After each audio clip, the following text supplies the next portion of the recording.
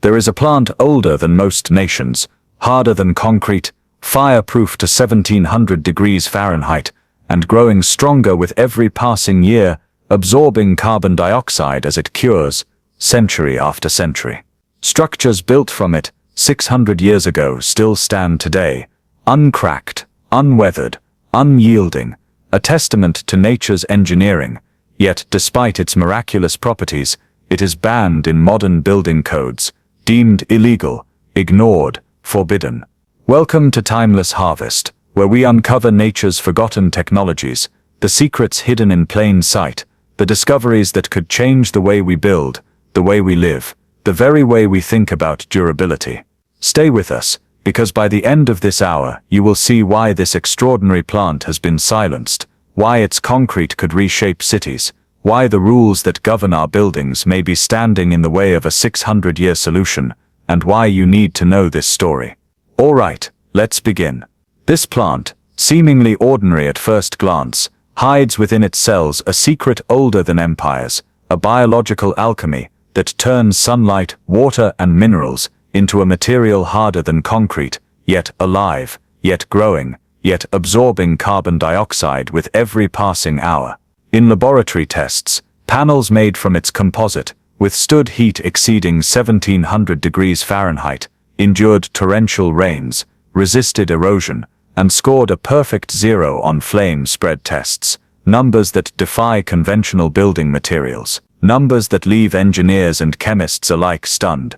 Its growth is patient, measured in decades rather than weeks, but each leaf, each stalk, each root contributes to a lattice of crystalline fibers that bind with the earth itself.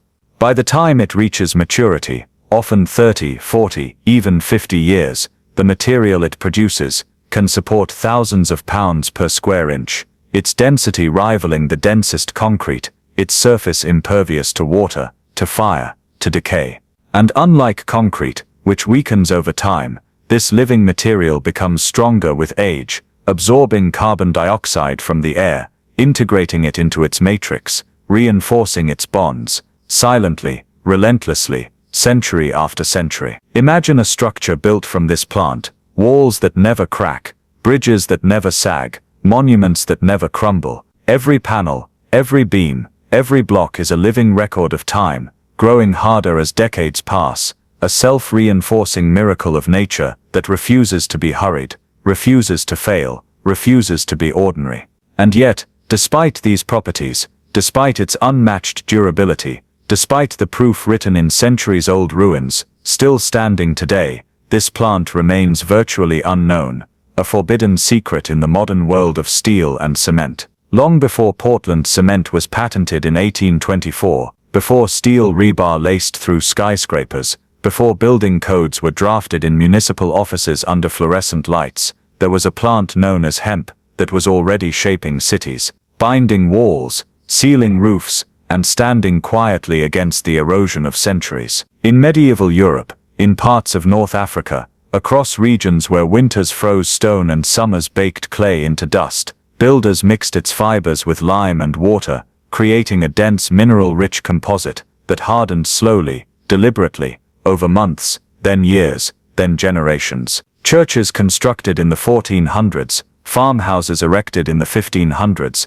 civic buildings raised in the early 1600s still stand today, their walls thick, 12 inches, 18 inches, sometimes 24 inches, solid, breathable, resistant to mold, resistant to flame, resistant to time itself. Some of these structures have endured 400 winters, 400 summers, more than 200,000 days of expansion and contraction, of rain and frost and wind, and yet their cores remain intact, their internal structure growing denser as the centuries pass. What ancient builders understood, even without electron microscopes or compressive strength charts, was that hemp did something extraordinary when paired with lime. It continued to mineralize long after construction ended.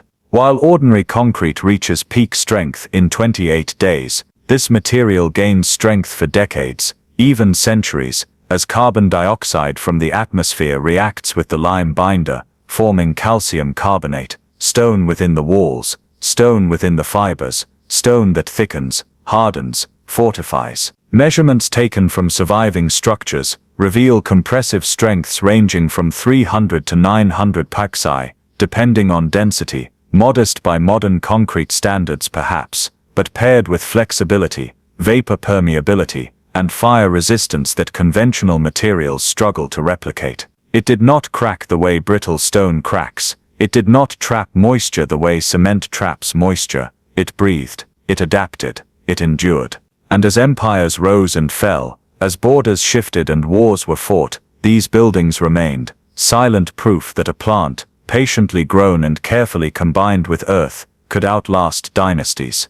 The rediscovery did not begin with headlines or applause, but in quiet laboratories under fluorescent lights, where fragments of centuries-old walls were placed under microscopes and subjected to stress tests, flame exposure, and compression rigs calibrated to the nearest pound per square inch. Researchers measured density, porosity, tensile flexibility. They mapped crystalline structures forming within hemp fibers, observed the slow but persistent conversion of atmospheric carbon dioxide into calcium carbonate, documented a process that did not stop at 28 days, or 90 days, or even 1 year, but continued decade after decade. Thermal tests pushed panels beyond 1500 degrees Fahrenheit, then 1600, then 1700. The exposed surface charred, yet the opposite side showed minimal temperature rise, often less than a few degrees. Flame spread index 0. Smoke development, negligible. Combustion resistance, extraordinary. The data was not anecdotal, not romantic, not speculative. It was measured, charted, peer-reviewed. And then came the structural evaluations. Compressive strengths ranged from 300 to 1000 psi, depending on formulation and curing time, with density variations between 15 and 40 pounds per cubic foot, significantly lighter than traditional concrete at 140 to 150 pounds per cubic foot, reducing structural load while maintaining stability. Vapor permeability readings showed walls capable of regulating interior humidity, reducing mold formation by measurable margins, lowering long-term maintenance costs. Carbon accounting models revealed something even more radical. For every ton of this material produced, approximately 100 to 165 kilograms of CO2 could be sequestered within the structure itself, locked into mineral form as the material cured and strengthened. In a world where conventional cement production accounts for roughly 8% of global carbon emissions, here was a building material that did the opposite. It absorbed carbon, it hardened with carbon, it became stronger because of carbon. Year after year, decade after decade, not weakening, not crumbling, but mineralizing, reinforcing, enduring. By the early 2000s, pilot homes were constructed in controlled environments. Walls monitored with sensors tracked internal moisture, thermal performance, structural movement. After 5 years, strength increased. After 10 years, density measurements showed continued mineral bonding. Instead of degradation, there was progression. Instead of fatigue, fortification. Hemp material was not static, it was dynamic, evolving slowly toward greater solidity, with time itself as its ally. And yet, despite the numbers, despite the charts, despite the undeniable physics and chemistry recorded in black ink on white lab reports, approval for widespread structural use stalled, delayed, restricted, confined to experimental classifications, limited to non-load-bearing applications in many regions, or excluded entirely from mainstream building codes. The science was clear, the data was measurable, the results were repeatable, and still, the doors remained closed. To understand why hemp-based material remains restricted, you have to step inside the machinery of modern building regulation, a world measured in standardized tests, liability tables, insurance risk models, and decades-old definitions written for steel, for reinforced concrete, for materials that behave predictably within narrow parameters. Most building codes in North America and Europe trace their foundations to documents like the International Building Code and related standards, frameworks built around compressive strengths, exceeding 2,500 to 4,000 psi for structural concrete, around uniform density. around materials that reach certified performance thresholds within 28 days. Hemp composite does not conform to that timeline. It does not reach peak strength in a month. It does not behave like brittle stone. It evolves. It mineralizes. It gains strength over 5 years, 10 years, 50 years. And because of that, it does not fit neatly into the checkboxes of a system designed for speed, uniformity, and immediate certification. There are fire classifications, ASTM flame spread ratings, load-bearing calculations, seismic response tables, and while this material scores a perfect 0 in flame spread tests and demonstrates exceptional resistance to combustion, it is often categorized as alternative or non-traditional, triggering additional engineering requirements, additional inspections, additional costs. Insurance providers calculate risk based on historical datasets spanning 50 to 100 years for concrete and steel. Hemp composite, though proven in 400-year-old structures, lacks standardized datasets in modern code language. In some jurisdictions, it is limited to non-load-bearing infill. In others, it requires special approval on a case-by-case basis. In still others, it is effectively barred from primary structural roles because it does not meet minimum compressive benchmarks established for entirely different materials. And so the contradiction stands: a wall that can endure 1,700-degree heat, that resists mold, that regulates moisture, that absorbs carbon dioxide, that grows stronger for decades, is labeled insufficient because it does not mirror the behavior of Portland cement at day 28. A material proven across 600 winters is judged by a 28-day test. A composite that mineralizes for generations is evaluated on a schedule designed for industrial speed.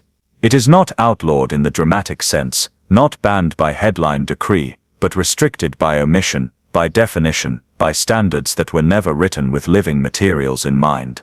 The result is quiet, but profound. Developers default to concrete. Architects default to steel. Contractors default to what insurers recognize, what inspectors approve, what liability frameworks protect. And so hemp, stronger with age, fire-resistant, carbon-absorbing, remains at the margins, not because it fails, but because it does not conform. Every year, humanity pours more than 30 billion tons of concrete across the planet, highways, foundations, towers, dams, an ocean of gray that hardens in 28 days and begins, slowly, to deteriorate from that moment forward. Cement production alone accounts for roughly 7 to 8% of global carbon dioxide emissions, releasing nearly 1 ton of CO2 for every ton of cement manufactured, a figure that translates into billions of metric tons annually.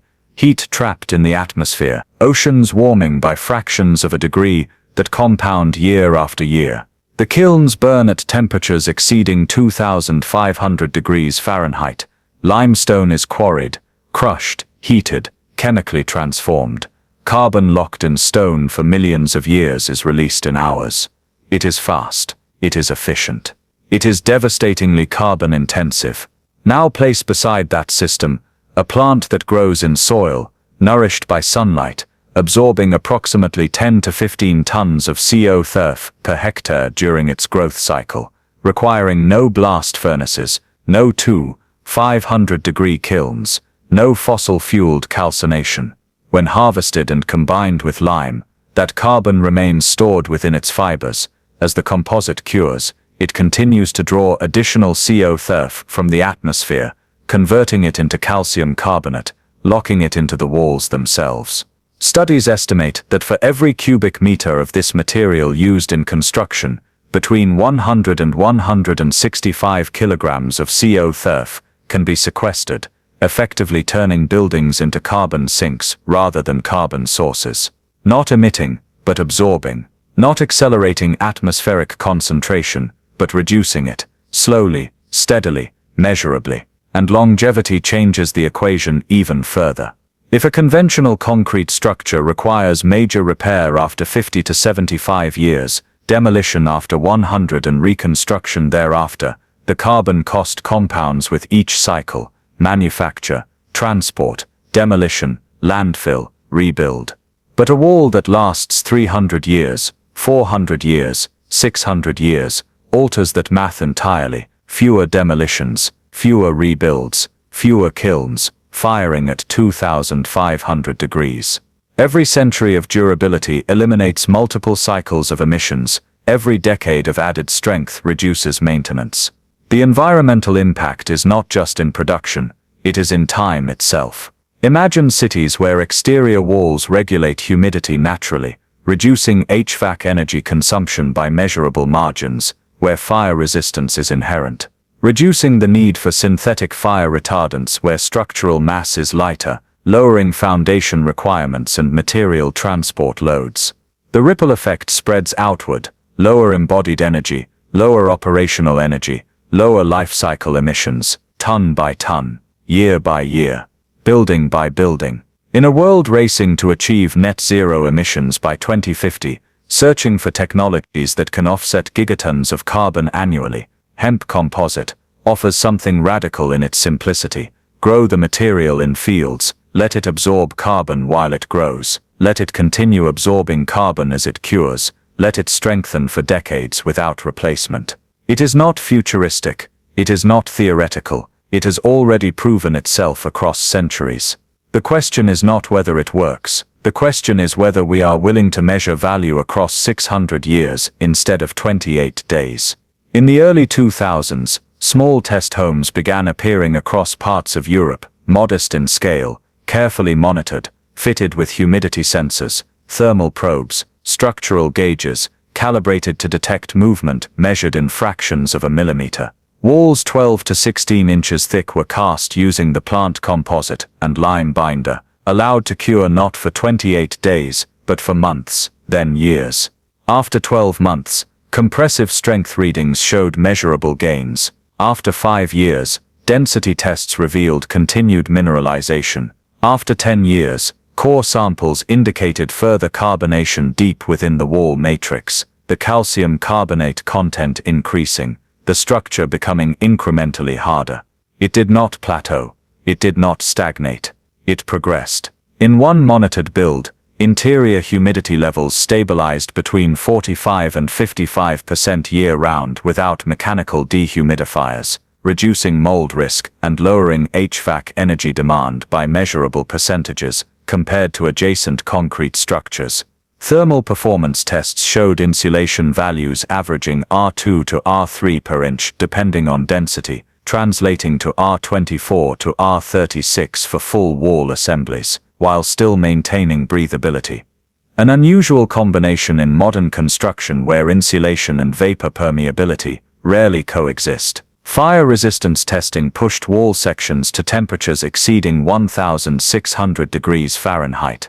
The exterior surface charred superficially, but structural integrity remained intact, and internal temperatures rose only gradually, often remaining below critical ignition thresholds. Beyond laboratory builds, restoration projects have quietly confirmed what centuries already proved. Core samples extracted from 400-year-old rural homes revealed fibers still intact, mineral bonds thickened with age, microstructures denser than when first cast. Engineers analyzing these samples documented compressive strengths comparable to, and in some cases exceeding, their original estimates, suggesting not decay but reinforcement over time. Instead of microfractures spreading as in brittle cement, the fibrous matrix redistributed stress, flexing slightly under load, resisting catastrophic failure. And perhaps most striking is the absence of failure stories. No sudden collapses after 50 years. No crumbling facades after a single freeze-thaw cycle. No corrosion of internal steel reinforcement, because there is no steel to corrode. The material relies on plant fibers and mineral binding, not rebar encased in alkaline paste. Freeze-thaw tests conducted over dozens of cycles showed minimal structural degradation, thanks to its porous yet resilient composition that allows moisture to migrate rather than become trapped and expand. It breathes, it flexes, it endures. Built 5 years ago, stronger than the day it was poured. Built 50 years ago, measurably denser than at completion. Built 400 years ago, still standing. The timeline is not hypothetical. It is documented in walls you can touch, in buildings you can enter, in data recorded year after year. And yet, despite sensors, despite lab reports, despite centuries of quiet endurance, hemp-based concrete remains classified as alternative, experimental, peripheral. The evidence accumulates. The numbers reinforce the story. The structures stand in plain sight. But widespread adoption remains just beyond the threshold of approval, as though time itself must argue on its behalf, year after year, century after century. For 600 years, hemp has been doing what our most advanced materials struggle to achieve. It grows from soil and sunlight. It absorbs carbon instead of releasing it. It hardens not in 28 days but in decades. It resists fire at temperatures above 1,600 degrees Fahrenheit. It regulates moisture naturally. It strengthens as years pass, as carbon bonds form, as mineral layers thicken deep within its fibers. Structures built in the 1400s still stand. Walls cast centuries ago continue to mineralize. Time does not weaken it. Time fortifies it. And yet, in a world pouring more than 30 billion tons of conventional concrete every year, emitting nearly a ton of carbon dioxide for every ton produced, we continue to default to speed over longevity, uniformity over resilience. 28-day benchmarks over 600-year performance. The building codes were written for steel and cement. The insurance tables were calculated for materials that plateau quickly and decay predictably. Hemp does neither. It evolves. It strengthens. It refuses to fit neatly into a system designed around industrial timelines rather than generational thinking. The question, then, is not whether it works. The data exists. The structures stand. The carbon math is measurable.